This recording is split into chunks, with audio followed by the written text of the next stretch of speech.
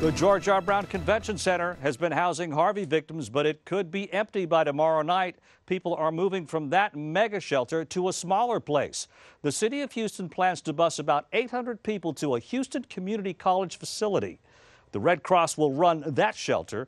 This is in addition to all the people who are now living in hotels, apartments, and a place called the Residences at Emancipation. If you're worried about who's paying for all this housing, the city just said this. We do not expect to be spending any city dollars on this facility or on the apartments. FEMA is giving the city of Houston $9.8 million to cover housing for the next 6 months. At the height of Harvey, the GRB housed nearly 11,000 people. 66% had a roof over their head before the storm. 34% came in off the street.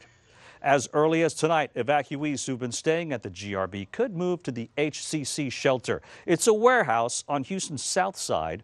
Workers have spent the last 24 hours getting it ready for people to check in. Our Brett Buffington was the only local reporter allowed inside to check it out.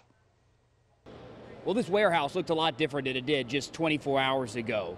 Then it was filled with boxes. Those boxes replaced by pots. Turning this space into a temporary shelter was a lot of work. Workers pulled it off in just 24 hours.